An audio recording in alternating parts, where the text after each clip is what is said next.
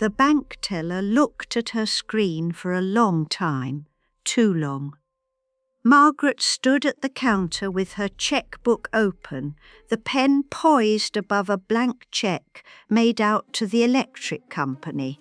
She had come to verify her balance before writing it out, a habit from 43 years of marriage to Robert, who had always said, "Measure twice, cut once." "Mrs. Callaway," the teller said, and her voice had gone soft in that particular way that made Margaret's chest tighten. "I'm going to need to get my manager." The fluorescent lights hummed overhead. Margaret's hand, the one holding the pen, had begun to tremble slightly. She set the pen down on the marble counter, folded her hands together to still them. "Is there a problem?" The teller, young, maybe 25, with a name tag that read Jessica, looked at her with something Margaret recognized as pity. "Just one moment, please." Margaret waited. The bank smelled like recycled air and carpet cleaner. Behind her, someone's cell phone rang, sharp and insistent. A man laughed at the ATM. Normal sounds. The ordinary friction of a Tuesday morning in a small New England town where she had lived for 51 years, where she had raised 3 children, where she had buried her husband 8 years ago in the cemetery on Maple Street beneath the oak tree he had loved. The manager appeared, a woman in her 40s with kind eyes and a navy blazer. "Mrs. Callaway, would you mind stepping into my office?" Margaret followed her past the row of teller windows, past the potted ficus tree that had been there since the bank remodelled in 2003, into a small glass-walled office that looked out onto the main floor. The manager, her nameplate read Susan Chen, closed the door gently, gestured to a chair. Margaret sat. She had worn her good slacks today, the grey ones, a cream blouse, her mother's pearl earrings. She always dressed carefully when leaving the house, even for errands. Robert used to tease her about it. "Going to meet the Queen at the grocery store, Maggie?" But he had loved it too, the care she took, the dignity in small things. "Mrs. Callaway," Susan said, and there was that softness again, that terrible gentleness. "I'm looking at your accounts right now, and I need to ask you something. Are you aware that your checking account currently has a balance of $47.18? The words took a moment to arrange themselves into meaning. $47. Margaret had retired from teaching high school English in 2009 with a pension. She had Social Security. She and Robert had been careful, relentlessly, religiously careful. They had put money away every month for 43 years. There should have been $96,000 in that account. There should have been another $140,000 in the savings account she had transferred from when Robert died. The one that had been joint, the one she had meant to keep untouched except for emergencies. "That's not possible," Margaret said. Susan turned her monitor slightly so Margaret could see. Columns of numbers, dates, withdrawals in neat descending rows.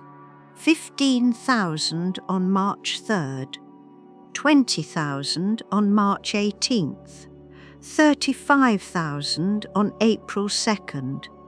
The rest, smaller amounts, spread across the last 6 months like a slow bleed. The withdrawals were all authorized, Susan said quietly. The person listed on your power of attorney has full access to your accounts. Power of attorney? Margaret's throat had gone dry. She had signed that document 2 years ago in the office of her attorney, Thomas Wright, on a grey November afternoon when her arthritis had been bad and she'd been worried, so worried, about what would happen if something went wrong.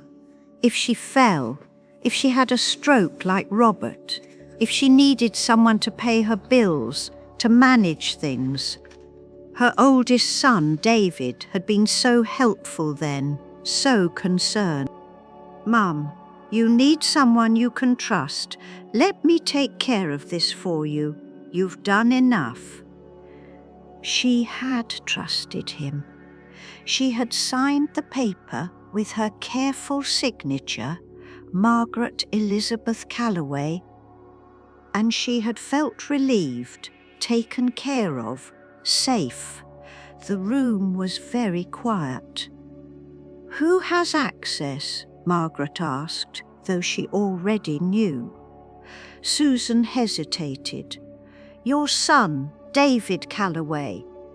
David, 52 years old, her firstborn, the one she had rocked through colic, driven to Little League, put through college by working double shifts at the high school teaching summer courses, the one who had said just last month on the phone, Mum, I'm worried about you rattling around in that big house all alone. Maybe it's time to think about assisted living. Let me look into some options for you. She had thought he cared. I'd like to see the full transaction history, Margaret said. Her voice sounded strange to her own ears, thin and far away, like it was coming from someone else's body. Susan printed the pages. 6 months of withdrawals. A systematic draining of everything Margaret had. The electric bill check still lay on the counter in her open purse. $63.42. She didn't have $63. Margaret walked out of the bank 20 minutes later with photocopies of the withdrawal slips in her purse. The spring air felt sharp against her face, too sharp, like the world had turned up its volume. Cars moved past on Main Street. A woman pushed a stroller. A dog barked somewhere. Everything looked exactly as it had an hour ago. But Margaret was different. She drove home slowly, carefully, her hands at 10 and 2 on the steering wheel, the way Robert had taught their children. The house appeared as she turned onto Birch Lane. The white Cape Cod with the dark green shutters, the maple tree in the front yard that Robert had planted the year David was born, 52 years ago. The tree was enormous now, its branches reaching across half the lawn. David's tree. She pulled into the driveway and sat for a moment with the engine off, looking at her home. Their home. Hers now. Robert had left it to her outright. The deed was in her name alone, transferred after his death. David couldn't touch the house. That thought came sharp and cold. Couldn't touch. As if her son were a thief, as if... No, he was a thief. Margaret got out of the car. Her knees ached as she climbed the 3 steps to the front door. She unlocked it with the key she'd had for 34 years, since they'd moved here when she was pregnant with their youngest, Beth. The house was silent. It was always silent now, but today The silence had weight. It pressed against her eardrums, filled her mouth. She stood in the entryway with her purse still on her shoulder and looked at Robert's chair. The leather recliner in the living room where he had sat every evening, reading the newspaper, doing crossword puzzles, falling asleep during the evening news. She had kept it exactly as it was. 8 years, and she had never moved it. Sometimes she sat in it herself, late at night when she couldn't sleep, and tried to feel close to him. But mostly she left it empty. A monument, a placeholder for the life they'd had. Margaret walked past it now, into the kitchen. The checkbook still lay open in her purse. $47.18.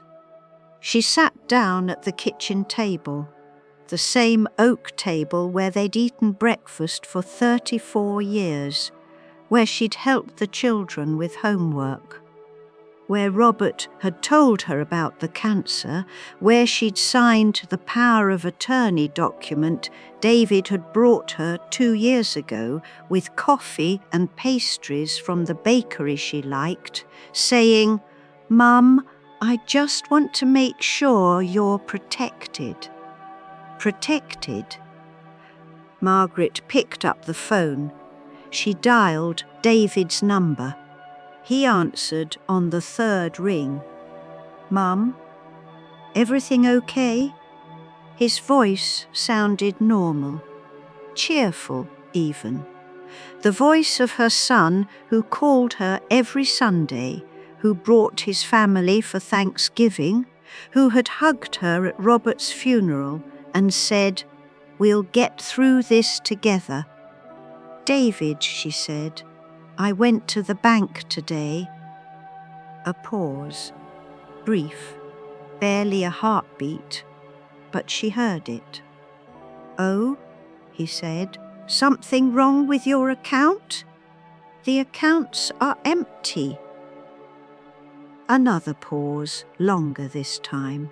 She could hear him breathing. In the background, a television played. Voices, laughter, some daytime show. "Mum, I can explain where is my money." "It's not like that. I was going to talk to you about this. There were some expenses. I had to cover some things. $96,000 in expenses, Mum." His voice had changed now, taken on that patient tone he used when explaining things to his teenage daughters, when talking to people he considered less capable than himself.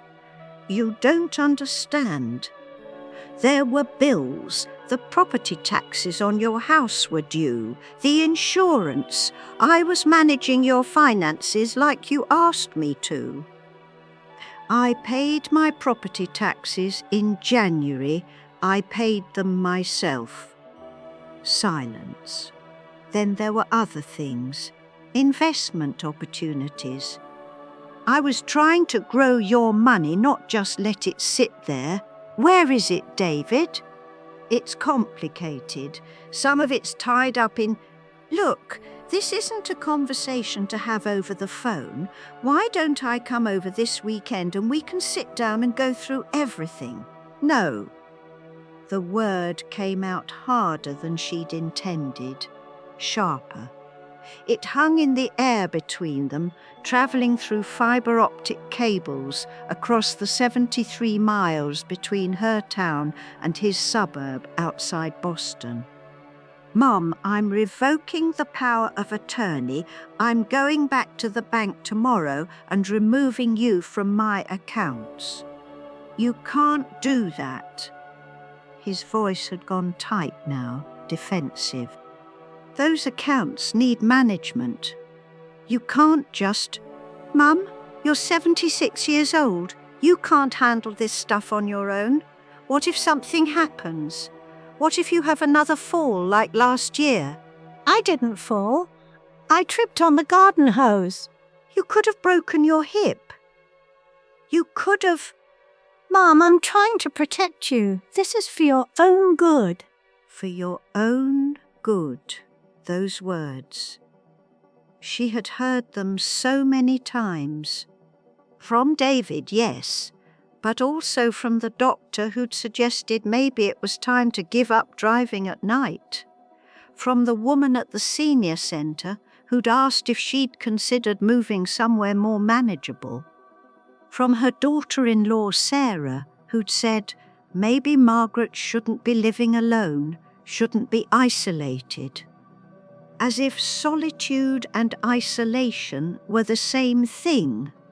As if she were a problem to be solved instead of a person who had lived 76 years and survived a husband's death and raised 3 children and taught English literature to 4 decades of teenagers who'd gone on to college, to careers, to lives of their own. David, she said, and her voice was very quiet now, very steady.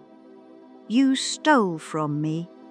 That's not, Mum, that's not fair. I was managing your money.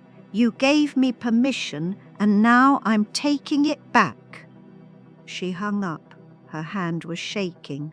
She set the phone down on the table and watched her fingers tremble against the wood.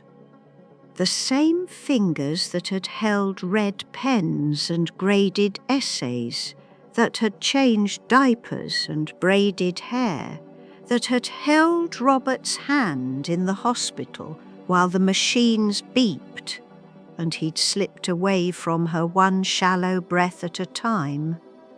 The phone rang. David calling back. She looked at it, watched the screen light up with his name. Let it ring 4 times, 5, 6. It went to voicemail. The silence that followed was different from the silence before. It wasn't the familiar quiet of an empty house, the background hum of the refrigerator, and the tick of the wall clock, and the distant sound of cars on the street outside. This silence was her own. Chosen, claimed. It felt like standing on the edge of something very high. Margaret stood up from the table. Her knees protested arthritis in both of them now, worse in the right one. She walked to the kitchen counter where she kept her address book, the same leather-bound book Robert had given her 20 years ago. Inside, written in her careful teacher's handwriting, were all the numbers she might need. The plumber, the electrician, the lawn service, Thomas Wright, attorney, the man who had drawn up the power of attorney, the man who could undo it. She picked up the phone again, dialed. His secretary answered. A woman named Grace, who Margaret had known for 15 years, since Thomas had handled Robert's will. Grace, this is Margaret Callaway. I need to make an appointment with Thomas as soon as possible. Of course, Mrs. Callaway. Is this regarding an existing matter? I need to revoke a power of attorney, and I need to discuss changes to my will. A pause, then, gently. I have an opening Thursday at 2 o'clock. Would that work? Yes, I'll put you down. Is there anything else you need? Margaret looked around her kitchen, at the oak table, at Robert's coffee mug still sitting on the counter by the coffee maker. She hadn't been able to put it away, not in 8 years. At the kitchen window that looked out over the backyard, where the garden she'd once tended so carefully had gone to weeds. because her knees hurt too much to kneel, and David had said he'd send someone to help, but never had. "No," she said, "that's all, thank you." She hung up. Thursday, 2 days from now. The phone rang again. David. She let it go to voicemail. It rang 3 more times that afternoon. Each time she watched the screen light up, watched his name appear, watched it go dark again. She didn't answer. That night she sat in Robert's chair for the first time in months. The leather creaked beneath her weight, familiar and strange all at once. She could almost feel him there, could almost hear him saying what he always said when she was troubled. "Maggie, what do you need? Tell me what you need, and we'll figure it out." But Robert wasn't there. There was only her, only Margaret Elizabeth Callaway, 76 years old, retired English teacher, widow, mother of 3, grandmother of 5, woman with $47.18.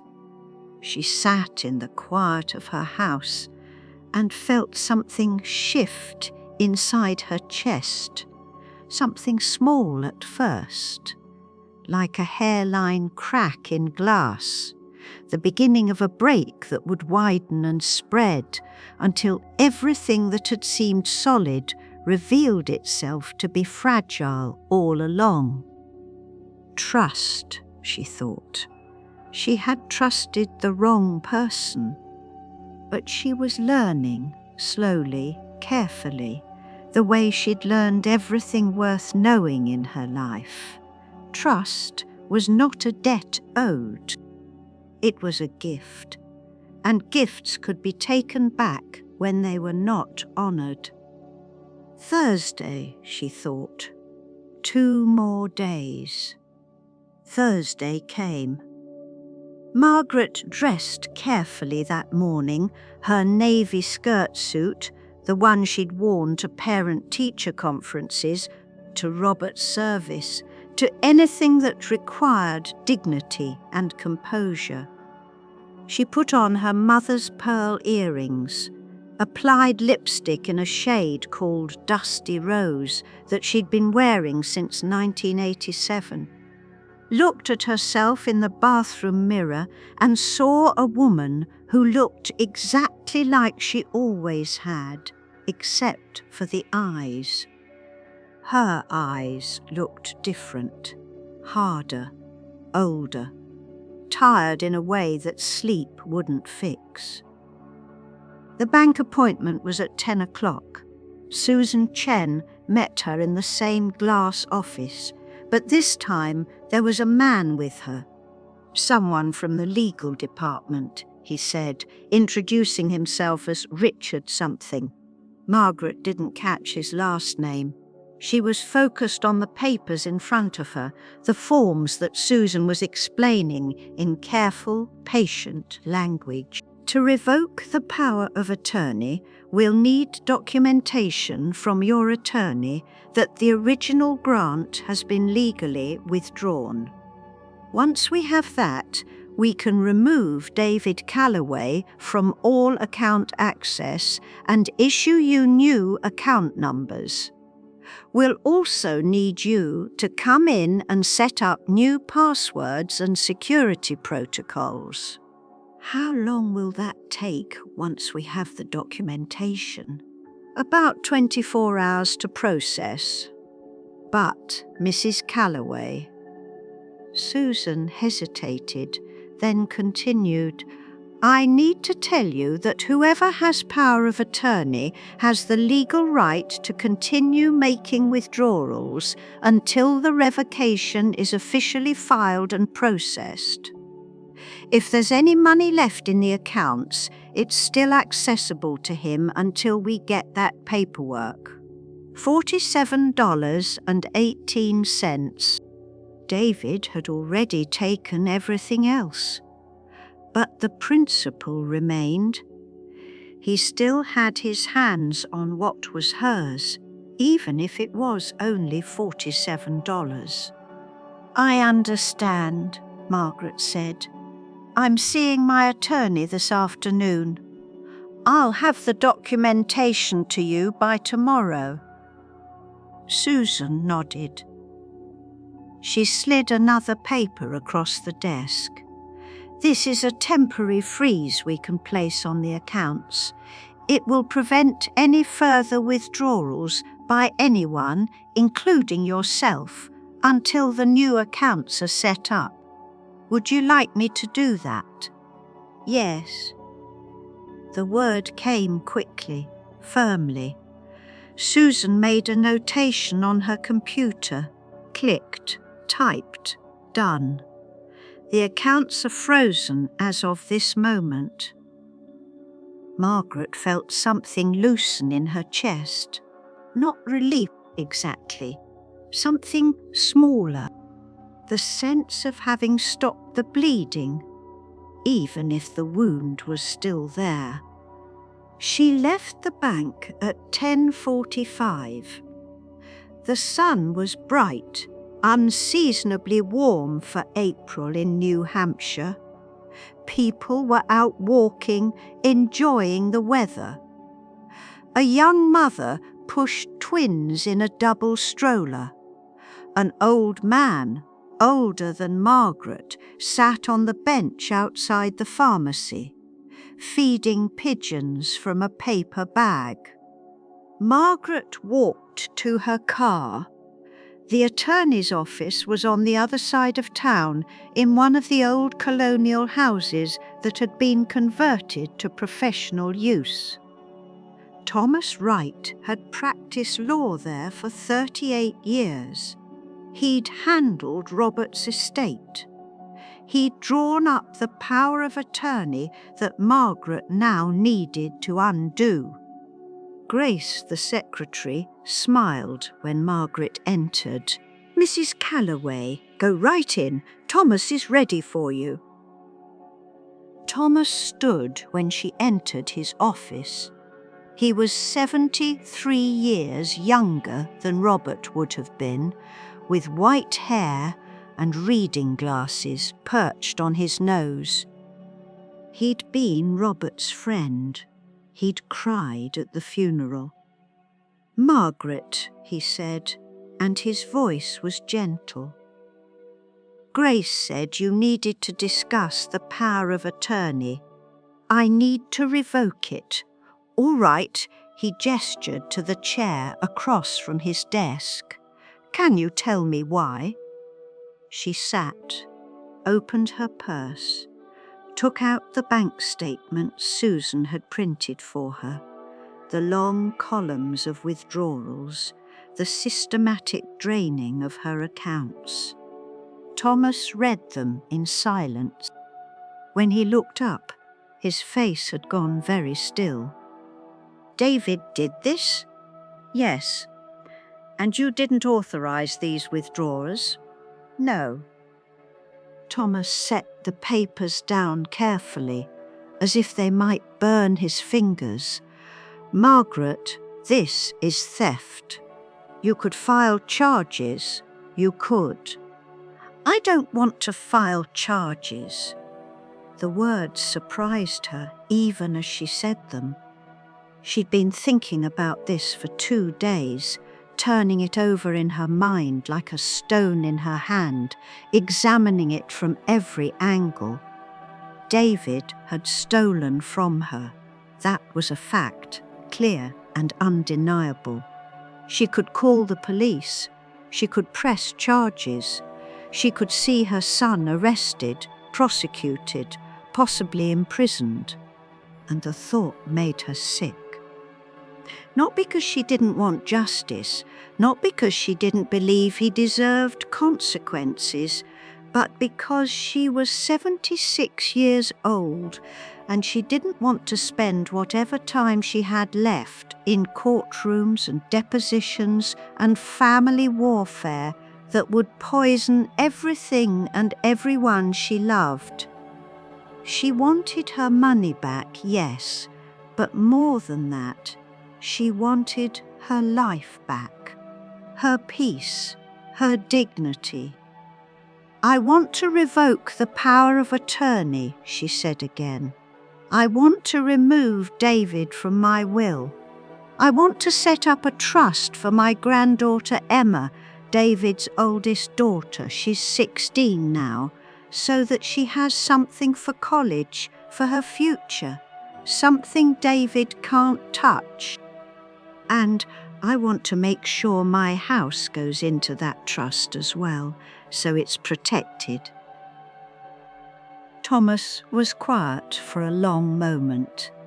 Then he nodded, slowly. "I can do all of that. But Margaret, you should know."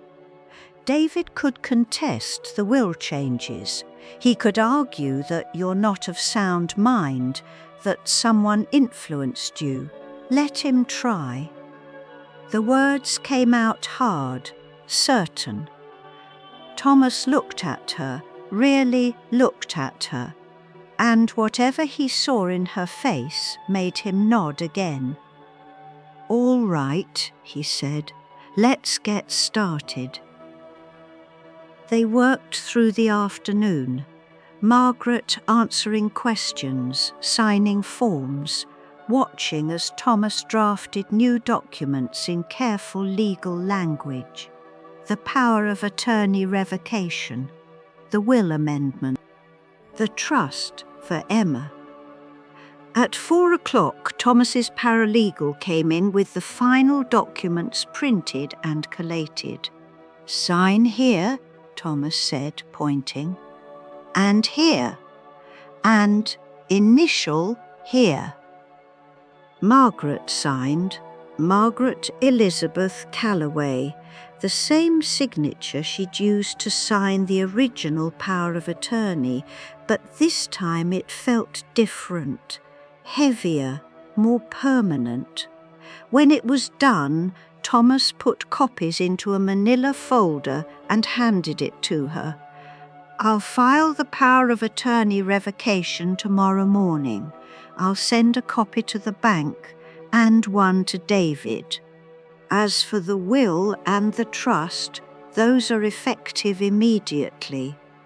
Emma is now the beneficiary of a trust that will receive your house and whatever liquid assets remain after your death. David inherits nothing. Nothing. Her son would inherit nothing." Margaret felt the weight of that, felt it settle in her bones. Not guilt exactly, but grief. The death of something, not the relationship itself perhaps, but the illusion of it. The version of David she had believed in.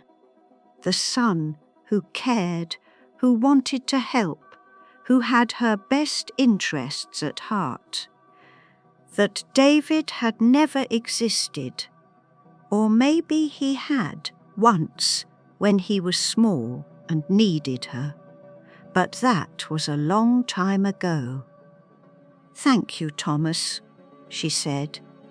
He walked her to the door, paused. "Margaret, if you need anything." "I know," she said. "Thank you." She drove home through the late afternoon light. The trees were starting to bud, tiny green promises of spring. She turned onto Birch Lane and saw her house waiting for her, exactly as she'd left it, hers, protected now, safe. But when she pulled into the driveway, she saw David's car parked on the street. He was sitting on her front steps. Margaret turned off the engine and sat for a moment, looking at him through the windshield.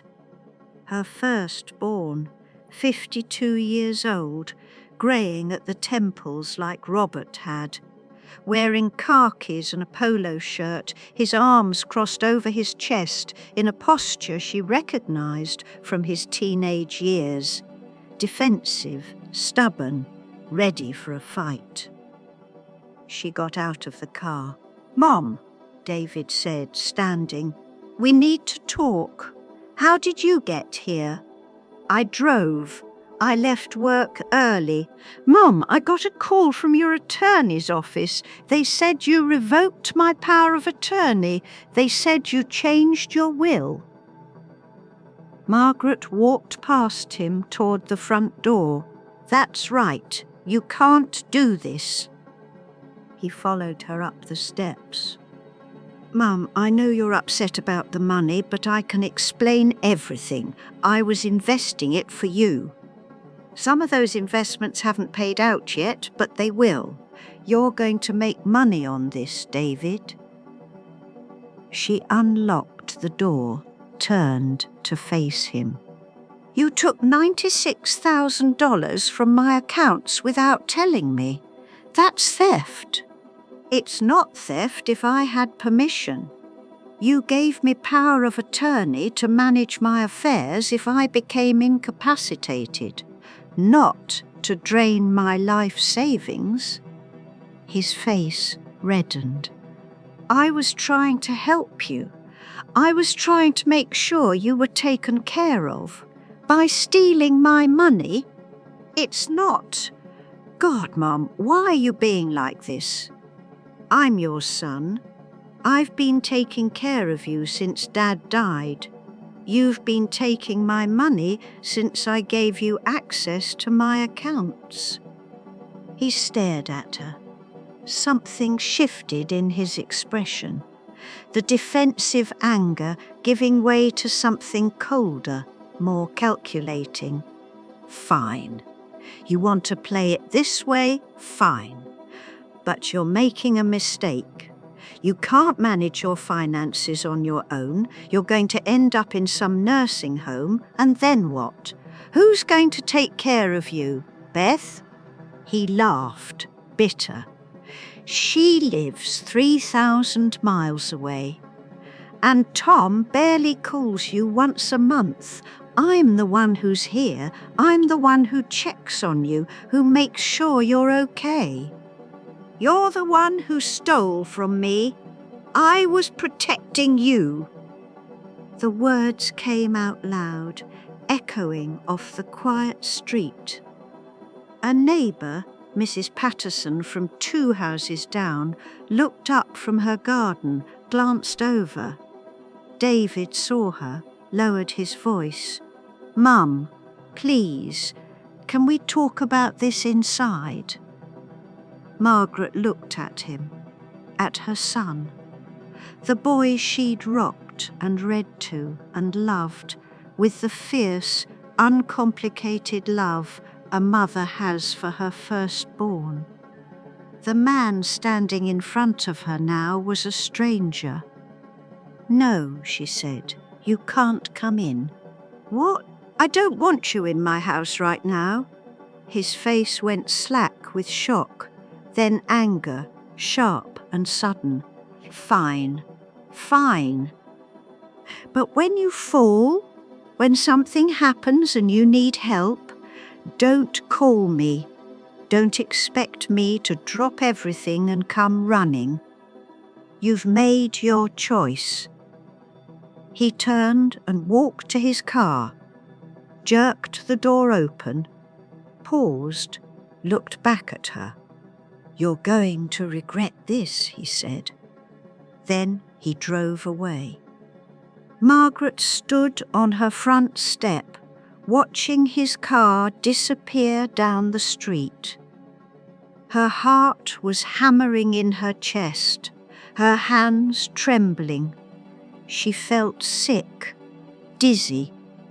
She went inside, closed the door, locked it behind her. The house was silent. She walked to the living room, sank into Robert's chair, put her head in her hands. Was she making a mistake? What if David was right? What if she fell? What if something happened? What if she ended up alone with no one to help her? But then she thought of the bank statements, the systematic withdrawals, the lies he'd told her, the excuses, the way he'd tried to make her feel incompetent, incapable, like a problem instead of a person.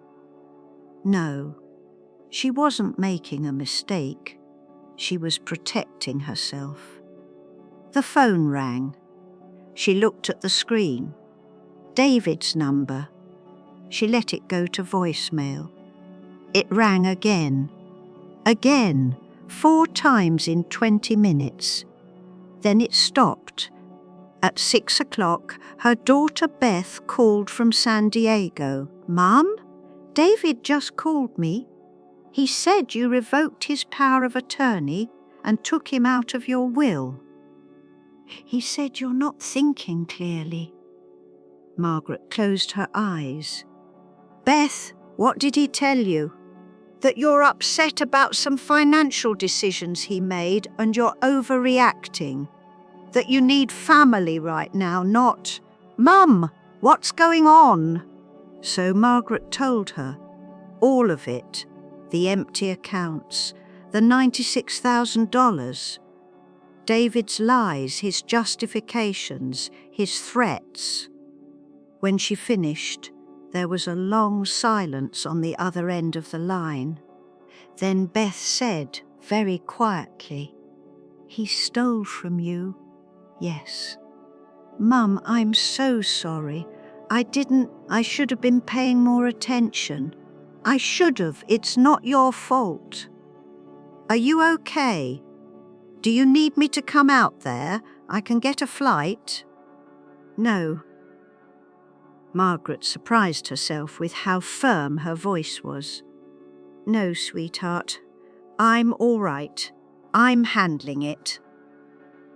Another pause. Then, "Are you really all right, Mum? Do you need money? I have my pension. I have Social Security. I'll be fine." And she would be. It would be tight, tighter than it had been in 40 years. But she would manage. She'd lived through lean times before, when the children were small and Robert was still working his way up at the firm. She'd stretched dollars, clipped coupons, made meals from nothing. She could do it again. "I'm proud of you," Beth said softly, "for standing up to him, for protecting yourself." The words settled into Margaret's chest, warm and unexpected. When was the last time someone had said they were proud of her? Not proud of her children, not proud of her years of teaching, but proud of who she was, of the choices she was making. "Thank you," she whispered. They talked for another 20 minutes. Beth told her about work, about her partner Jennifer, about the garden they were planting in their backyard. Normal things, good things. When they hung up, Margaret felt less alone. Not fixed, not whole, but less alone. That night she went through the house room by room, checking the locks on every window, every door, making sure she was safe, that David couldn't just walk in. But then she remembered. He had a key. She'd given him one years ago, after Robert died, in case of emergencies. In case she fell, in case she needed help, in case something happened. He could let himself in any time he wanted. The thought made her skin crawl. Tomorrow, she decided, tomorrow she would call a locksmith. The locksmith came on Friday morning at 8:30. His name was Carl, and he was probably 60, with weathered hands and a calm, methodical way of moving that reminded Margaret of Robert. He looked at her locks, the front door, the back door, the basement entrance, and said he could have them all changed by noon. "You want me to rekey them or install new hardware?" "New hardware," Margaret said. "Everything new." He nodded, understanding something in her tone that she hadn't put into words. "Yes, ma'am." She made him coffee while he worked, listened to the sound of his drill, the solid thunk of new deadbolts being installed. When he was done, he handed her 3 new keys on a ring. "That's the only set." He said, "You want copies made, you'll have to do that yourself. I don't keep any. Thank you."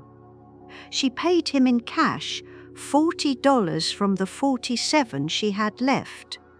$7.18 remaining. Her pension check would deposit on Monday, 5 days from now. After Carl left, Margaret walked through the house testing each new lock. Solid, secure, hers. That afternoon, she sat at the kitchen table and wrote a letter. Not to David. She had nothing left to say to David. To Emma, her granddaughter, 16 years old, bright and kind, with Robert's eyes and a quiet strength that reminded Margaret of herself at that age. Dear Emma, you may have heard by now that your father and I have had a disagreement. I want you to know that this has nothing to do with you and everything to do with boundaries I should have set a long time ago. I've set up a trust for you that will provide for your college education and beyond. It's not as much as I'd hoped to leave you. Circumstances have changed, but it's yours, protected, and it will be there when you need it. I love you. I'm proud of you. And I hope that when you're my age, you'll remember that you are worth protecting, that your no is just as important as your yes, that being kind doesn't mean being used. Love, Grandma. She sealed the letter, addressed it to Emma at David's house, put a stamp on it. Then she wrote another letter to David. This one was shorter, harder to write. She drafted it 3 times before she got it right. David, I am not angry. I'm not punishing you. I'm simply protecting what's mine and reclaiming what I gave too freely. You are still my son. I still love you, but I don't trust you anymore. And trust is the foundation of any relationship worth having. If you choose to rebuild that trust through your actions, not your words, I'll be here. But I won't be used. I won't be diminished. I won't be made invisible. The locks have been changed. You are not welcome in my home unless I invite you. Those are my terms. Mom.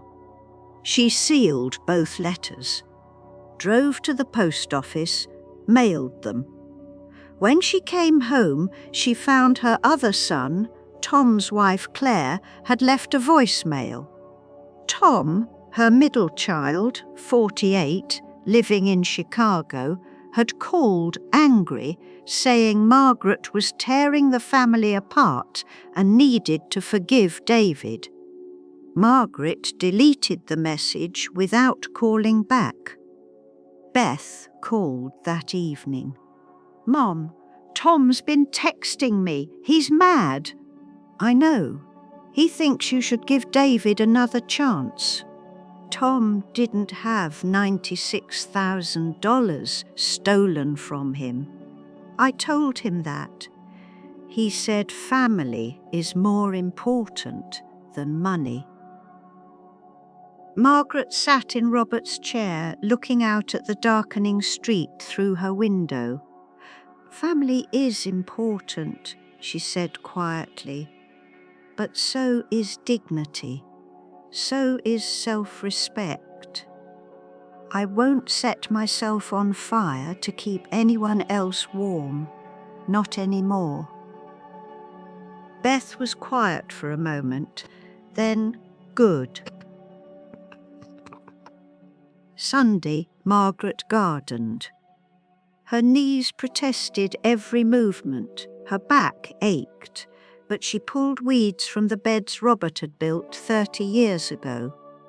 She planted petunias, bright pink ones, cheerful and defiant against the dark soil. She worked slowly, carefully, taking breaks to sit on the back steps and drink water. The garden wasn't much, but it was hers, tended, cared for. That afternoon, Beth's daughter, Margaret's youngest granddaughter, Annie, sent her a text message with a photo. Annie, who was 12 and lived in San Diego, and sent Margaret pictures of seashells and sunsets. "Grandma, I made you this," the text said. The photo showed a watercolour painting, a house, Margaret's house, recognisable from photos Annie had seen, and a woman standing in the garden, surrounded by flowers. Margaret saved the picture, printed it out, put it on her refrigerator with a magnet shaped like a ladybug that Beth had given her years ago. Small things, small joys, but they added up. Monday morning, her pension deposited $1,842. She paid her electric bill.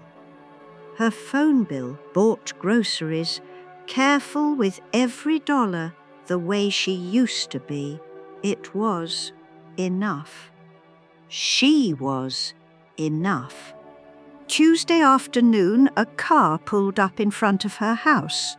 Margaret was in the kitchen making tea when she heard the engine. She looked out the window and saw David getting out, walking up to her front door. Her heart hammered. He knocked. She stood very still, the kettle beginning to whistle behind her. He knocked again. Then she heard it, the sound of a key in the lock. The old key, the one that didn't work anymore. He tried it twice, 3 times. Then silence. Then his voice muffled through the door. "Mum, I know you're in there. Open the door." She didn't move. "Mum, please, I just want to talk." "Just talk, that's all." Still she stood silent. Another long pause, then footsteps retreating. His car door opening, closing, the engine starting, driving away. Margaret turned off the stove, made her tea, sat down at the kitchen table. Her hands were shaking, but not from fear, from relief, from the strange, unexpected lightness of knowing she'd held her ground, that her no had teeth, that her locks worked, that she was safe. 3 weeks passed. David didn't call, didn't come by, didn't send letters or emails or texts. Tom called once, angry and lecturing, telling Margaret she was being unreasonable. She listened for 30 seconds, then quietly said, "I love you, but I'm not discussing this," and hung up. Beth called every Sunday. They talked about books, about the weather, about Beth's garden in San Diego and Margaret's petunias coming up in New Hampshire. Normal things, mother-daughter things. It was enough. Emma's letter arrived on a Thursday. "Dear Grandma, thank you for setting up the trust. Dad is really mad about it and Mum keeps crying. But I wanted you to know I'm grateful, not just for the money, for believing in me, for protecting something for me. I don't know everything that happened between you and Dad. He won't talk about it, but I know you wouldn't do something like this without a good reason. I love you. Emma." Margaret folded the letter carefully, put it in the drawer with Robert's watch and her mother's wedding ring. Things worth keeping. The house settled into new rhythms. She woke at 7, made coffee in Robert's mug. She'd finally taken it out, finally used it.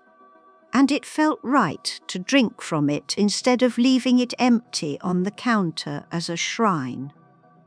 She ate breakfast at the kitchen table, read the newspaper, did the crossword puzzle in pen the way Robert used to, not caring if she made mistakes. The garden grew. Her knees still hurt when she knelt to weed, but she did it anyway, slowly, taking breaks, enjoying the feel of dirt under her fingernails and the smell of growing things. She learned to live on her pension. It was tight. She couldn't eat out, couldn't buy new clothes, had to be careful with every purchase. But she managed. She'd managed before, and she could manage now. Some days were hard.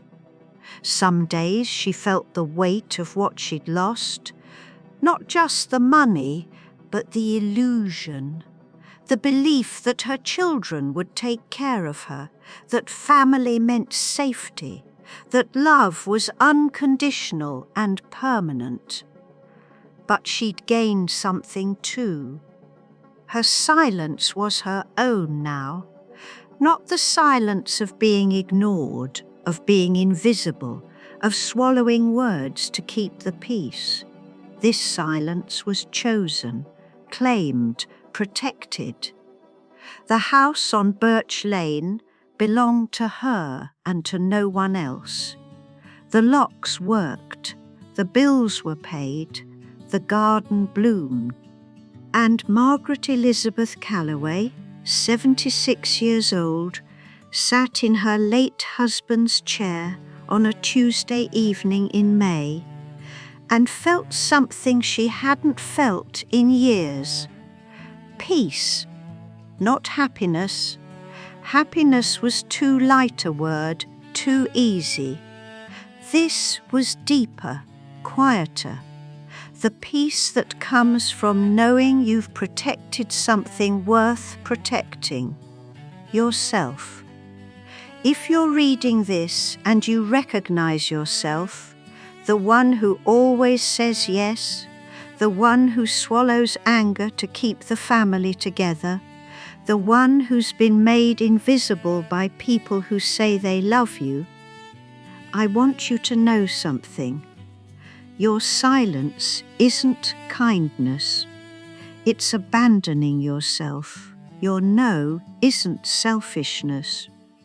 It's a reminder that you're a person, not a function, not a service, not a resource to be drained. You don't owe anyone access to you. Not your children, not your family, not anyone. Trust is a gift, and when that gift is abused, you have every right to take it back. It's not too late. It's never too late. You are worth protecting.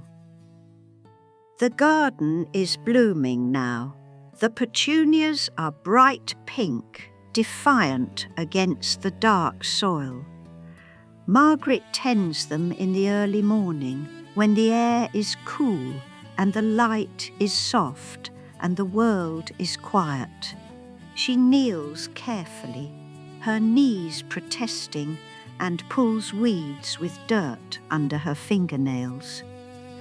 The silence around her has weight and texture, louse. Like a blanket she's wrapped herself in.